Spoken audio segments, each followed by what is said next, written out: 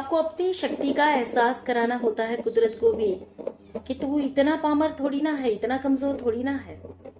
जब मैंने तुझे पैदा किया तो पूरी शक्तियों के साथ पैदा किया। और इंसान जब एक एक एक रोल में आता है, एक स्वरूप में आता है, तो सब भूल जाता है। आधार इसलिए छीन लिया जाता है कि ईश्वर भी चाहते हैं कि बच्चे को अपने से अपने अपने जैसा सर्वशक्तिमान बना दे। आप समझिए, घोंसले के अंदर जब अंडे रखते हैं तो पशु पशु पक्षी मेल एंड फीमेल दोनों उस अंडे की देखभाल करते हैं, है ना। घंटों तक उस अंडे पे बैठे रहते हैं, उसको सेते हैं, और फिर जब उसमें से बच्चा निकलता है तो मेल या फीमेल दोनों बारी बारी कहीं दूर से वो दाना ले आकर उसको फीड करते हैं, मुंह में डालते बच्चे को।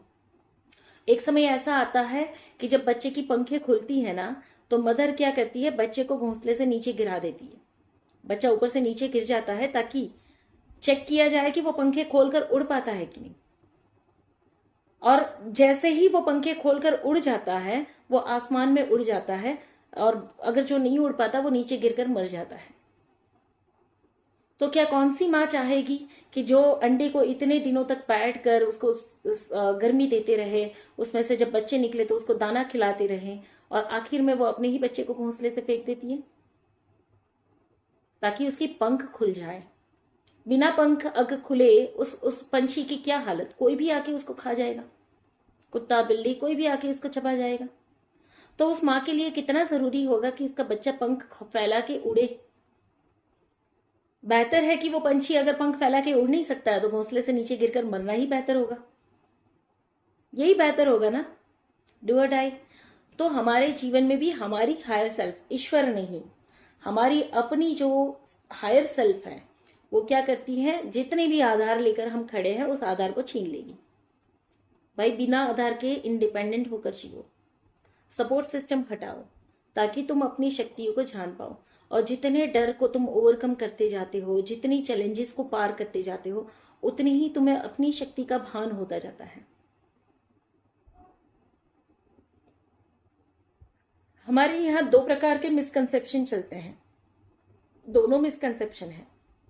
एक मिसकंसेप्शन जो ग्राउंड लेवल पर खड़े होकर हम देखते हैं कि भगवान है, और दूसरा मिसकंसेप्शन उसी ग्राउंड लेवल पर खड़े होकर हम देखते हैं कि भगवान नहीं है। दोनों मिसकंसेप्शन है, भगवान है और नहीं, दोनों मिसकंसेप्शन। इस दोनों से ऊपर उठोगे तो तीसरा रियल कंसेप्ट आपको समझ में आएगा, यू आर द गॉड। बाकी के दोनों मिसकंसेप्शन है, भगवान है भी और भगवान नहीं है भी। तो सारा खेल आपके सखाराम का है, आपकी हायर सेल्फ का है। उसको चाहे जो नाम देना है दे दो, ईश्वर परमात्मा जो नाम देना है दे दो, पर वो सारा खेल उसका है। और वही आपको टास्क भी देता है, पावर भी देता है, चैलेंजेस भी देता है, एग्जाम पेपर भी देता है, पास और फेल भी करता है, और वापस के वापस एक सर्कल में भी डालता है। जब तक मिसिंग वैल्यूज ऐड नहीं करते जाओगे, जब तक गांठें खोलते नहीं जाओगे, तब तक ऊर्जा का पूर्ण प्रवाह आप तक नहीं पहुंचेगा।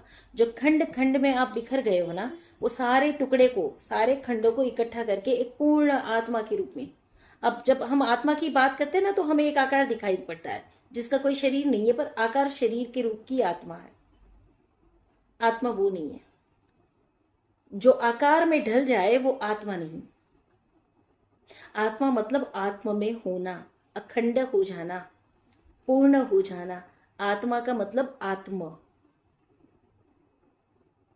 खंड, पूर्ण, ठीक है। जो टुकड़ों में बिखर गए हम, अलग अलग भावनाओं में बिखरे हुए हैं, उन सबको समेट के अखंड हो जाना, जिसे हम आत्मा कहेंगे।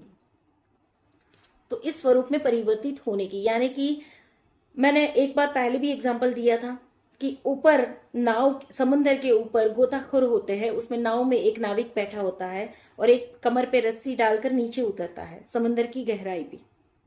अब इन दोनों के बीच का कम्युनिकेशन लाइन क्या रहेगा, वो रस्सी, और रस्सी के सिग्नल बनाए होते हैं कि एक बार रस्सी हिलाए तो आगे बढ़ना है, 2 बार हिलाए तो लेफ्ट जाना है, 3 बार हिलाए तो खतरा है, ऊपर आ जाना है।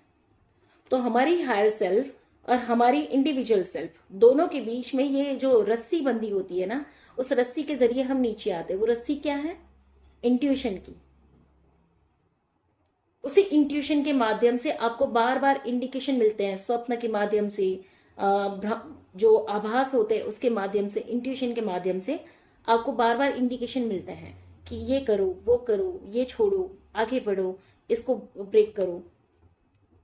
और उसी इंडिकेशन को हमें पकड़ना सीखना पड़ता है। जब हम इंट्यूशन को पकड़ना सीख लेते हैं, स्वप्न को जानना सीख लेते हैं, स्वप्न को मास्टर करना सीख लेते हैं, अपनी भावनाओं को समझना सीख लेते हैं, तो डायरेक्ट हायर सेल्फ के मैसेजेस हम रिसीव कर पाते हैं। बार बार वो रस्सी हिल रही है, वो बता रही है लेफ्ट चलो, वो बता रही है राइट चलो, वो बता रही है आगे चलो, वो बता रही है इस तरफ जुड़ो। यहां पर आप अपने इंट्यूशन के माध्यम से आए हो, गट फीलिंग के माध्यम से। मेरे साथ आप अपनी गट फीलिंग से जुड़े हो, कोई बुद्धि से नहीं जुड़े हो। समझ रहे हो? आपके अंदर स्फुरना होती है, अंदर इंस्पिरेशन मिलता है, अंदर फील आता है, गट फीलिंग बताती है नहीं यहां से कुछ मिलेगा, चलो सुनते हैं इनको। तो ये वो इंट्यूशन है जो आपकी हायर सेल्फ के माध्यम से आपको लेफ्ट और राइट जाने का इशारा दिया जाता है। अचानक से आपके सामने कोई वीडियो पॉपअप हो जाना, रात को ड्रीम आना, इंडिकेशंस मिलना, यहाँ तक कि 2 ताले अनलॉक हो गए, ये इंडिकेशन तो कौन दे रहा है? सिंबॉलिक फॉर्म में इंडिकेशन कौन दे रहा है? आपकी हायर सेल्फ ही तो दे रही है। और वही हायर सेल्फ परमात्मा है, परमात्मा और कोई नहीं है। तो पहला मिसकंसेप्शन या मिथ ये है कि परमात्मा है, दूसरा मिथ ये है कि परमात्मा नहीं है। और इन दोनों असत्यों से ऊपर जब उठोगे तो तीसरा सत्य समझ में आएगा कि आप ही स्वयं परमात्मा हो। ठीक है?